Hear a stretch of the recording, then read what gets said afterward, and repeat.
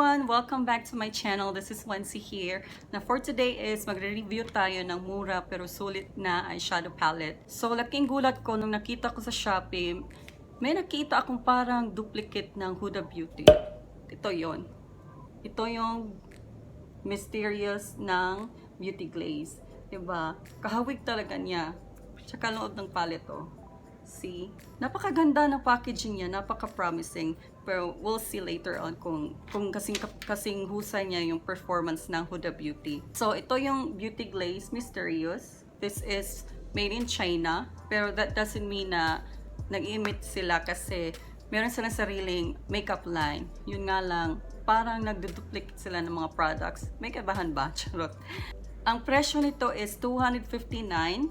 Nasa likod ng packaging is nandito yung ingredients, tsaka name ng mga colors. At ayun, made in China, recyclable daw. Ang expiration date niya is 24 months or 2 years upon opening. And then, cruelty-free daw kasi not tested on animals. So, okay naman. Nandito lahat yung kailangan natin. And then, may website pa, www.beautyglazed.com, but I think hindi ito nag-i-exist. And then, per palette, it's 1.5 grams. And then, meron siyang 18 shades. So, para sa akin, okay naman yung packaging, parang yung normal lang na karton. Pero, naaliw ako sa pailaw-ilaw niya. Oh, di ba? Ang ganda. So, buksan na natin. Ayan, ganitong itsura niya sa loob. At merong protector. Actually, nagamit ko na siya nung dumating ito kasi medyo naaliw ako. Pero sinaswatch ko lang naman yun para naman magkaroon ako ng initial thoughts. So, karton din naman. Tsaka merong pamagnet dito para secure ito. Ayan. Tsaka diba, ang ganda ng color selections. Meron silang 9 mattes at meron ding 9 shimmers. Ganun din sa loob, karton din. Tsaka, hindi ko masyadong gusto yung amoy. Napakatapang. Para ano, amoy chemical na parang glue, ganun. Oo. So, sa may sensitive na pang-amoy dyan, medyo magdadalawang isip kayo. Pero, let's see the performance naman din ng mga palettes. So, ayan. Sana may salamin din ito, no? Para hindi ka na, kukuha pa ng salamin, tapos magdidip ka pa ng mga shadows.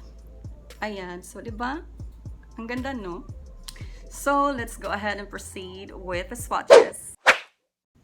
So, una natin isa-swatch yung first row. Let's see. Ooh, wow.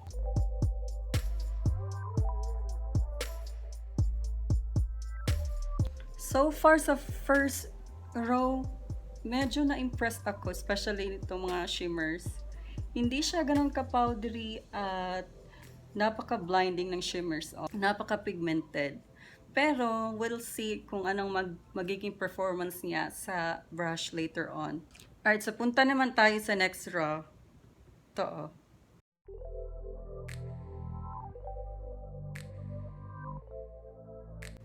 Ayan, so, eto na yung mga swatches niya. Okay lang naman. Itong isang to, ang name ng shade na to is Volcano.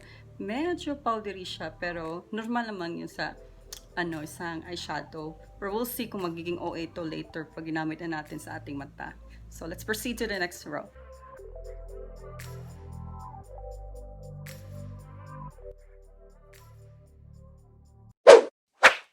Ayun na nga ang ating swatch test, guys. And so far, natuwa naman ako kasi napaka-soft at napaka-creamy ng texture niya at hindi ganun siya ka-powdery and then super pigmented. And then, I'll go ahead and create separate swatches sa ating mga shimmers kasi gusto kong malaman kung anong magiging performance nito. Comparison ito sa kung ginamit natin yung daliri, yung dry na pat brush at kung wet. So, ito na yung mga swatches, guys. Ito is yung fingers kong ginamit ko. Ito yung dry na pat brush and then ito wet pat brush. And as you can see, mahihirapan kayo kung dry na pat brush ang gagamitin nyo kasi hindi siya ganun ka-pigmented, walang color payoff at hindi siya ganun kaganda. And then on this one, meron siyang pigment, however, napaka-muddy na niya. Mahihirapan kayo ilagay ito sa lids at mahihirapan kayo mag-blend kasi medyo nagkakaroon na siya ng creasing at napaka cakey na niya. And on the other hand, itong fingers na ginamit ko, napakaganda. It will be highly advisable if you use your fingers upon using this. Alright, so tapos na tayo sa ating swatch test at i-apply na natin itong mga shadow sa ating mata. As much as possible, I will use few colors. So that's basically different colors on each eyes. And I wanted to see the performance kung maglalas ba siya sa mata natin. So dito is maglalagay ako ng concealer. This side is, we'll go ahead and leave it as is. So stay tuned. So, tapos na ako maglagay ng concealer. Ito yung gamit ko. It's from Sassy Lady. And then, tapos ko rin siyang iset gamit ang kanilang loose powder. And this time, try na natin ang eyeshadows. Kuha lang tayo ng maliit na blending brush. At gamitin ko itong kulay pink. Ayan. So, itong gagamitin ko as our transition color. I-tap lang natin yung excess.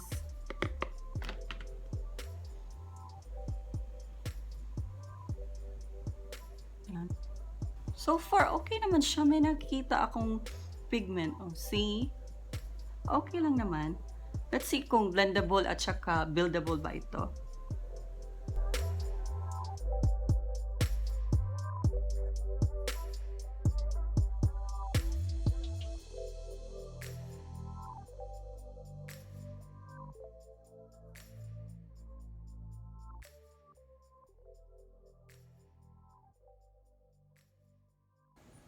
Ayan. So, as you can see, nagiging magaganda na yung impressions ko kasi napaka-buildable niya, yung color payoff nandyan. Tas, pwede na siyang kung gusto niyo mag-intensify, pwede na siyang i-build at tsaka blendable na kahit pagpatong-patungin mo pa. So, let's go ahead and proceed to a deeper color. So, I'll be using this one. Put it on the outer V, ayan. Ooh. See? Ang ganda ng kapit niya sa brush. Ito, oh. Ayan.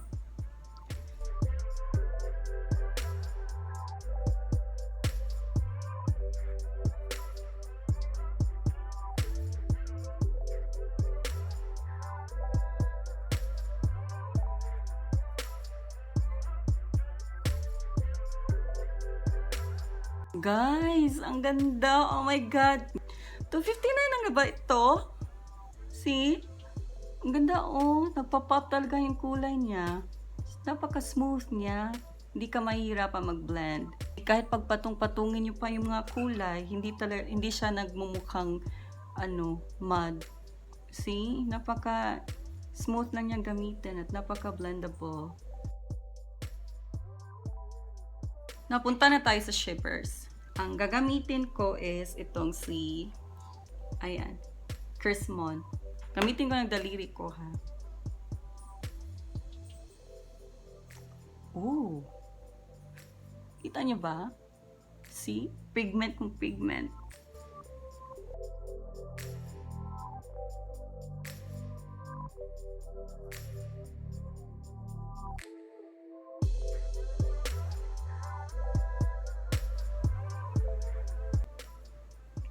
Guys, ang ganda niya sa personal. Gustong gusto ko siya, promise. Yan, oh. Ewan ko lang kung nakikita ba sa camera, pero ito yung performance niya, oh. So, mas maganda talaga kung fingers yung gamitin nyo. Atin siyang i-blend. Balik tayo ulit sa ating transition color para naman maging seamless at smooth yung transition nila. Gamit ko pala is mas malaking blending brush. Ganda! Balik tayo ulit sa Scarlet.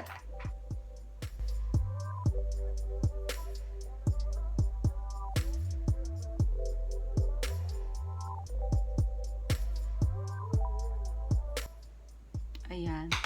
Blend natin ulit.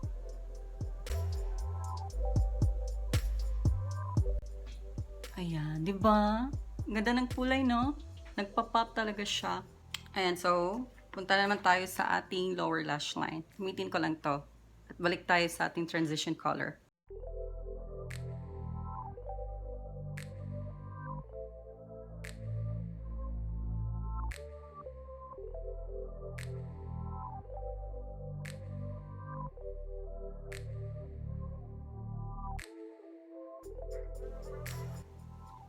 Next is punta na tayo sa Scarlet.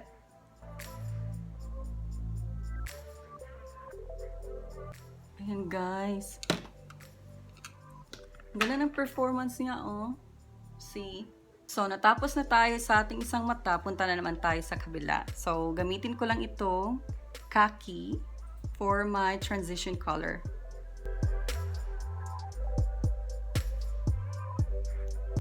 Okay lang naman siya.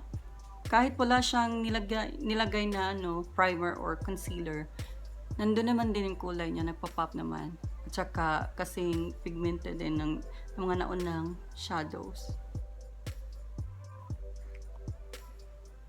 Ayan guys. Again, napaka-pigmented, napaka-buildable, at saka napaka-blendable.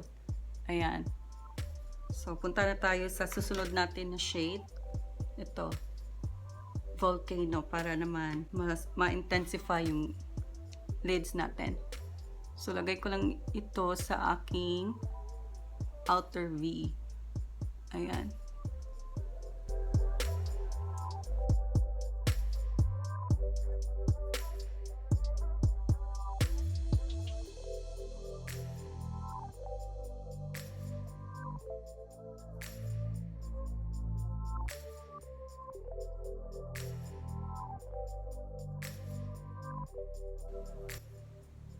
So, ito na guys.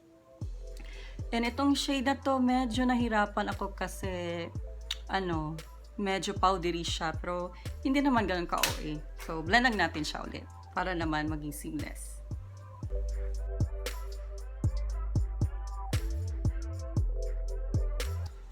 So, ayan. Tapos ko na siyang ma-blend at punta na tayo sa shimmers. Gamitin ko tong ito.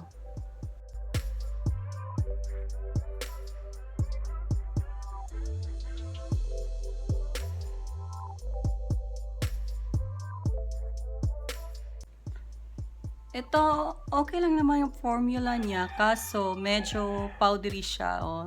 Tingnan nyo. Ayan. Linisin ko lang, ha. Ayan. So, balik na tayo ulit sa ating transition color para naman i-blend natin yung dalawang kulay.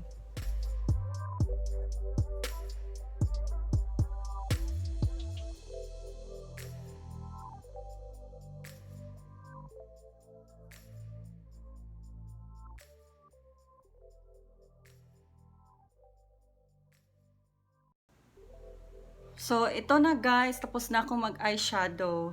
And again, banda dito is meron itong concealer. And ito is wala. So, titignan natin kung gaano sila katagal sa ating mata. So, ayun na nga guys. Tapos na akong gamitin ng mga eyeshadows. And so far, natuwa naman ako. Napaka-buildable, super pigmented, blendable din siya. Tsaka yung color payoff, andun na andun. So, sulit na sulit talaga ang 259 nyo. Atin itong i-wear test kung gaano sila katagal sa ating mata. So, again, banda dito is meron itong concealer. And then dito is wala. So, as of filming, it's already 12:01. And I'll get back to you after 4 hours. And I'll go ahead and finish this look off cam. So, stay tuned. Hello guys, so as of filming, it's already 4 AM in the morning. Yes, natapos ako mag-makeup around 12 midnight. Ito, na-wear test tayo. So, looking at it, maganda pa rin siya. Kahit walang concealer ito.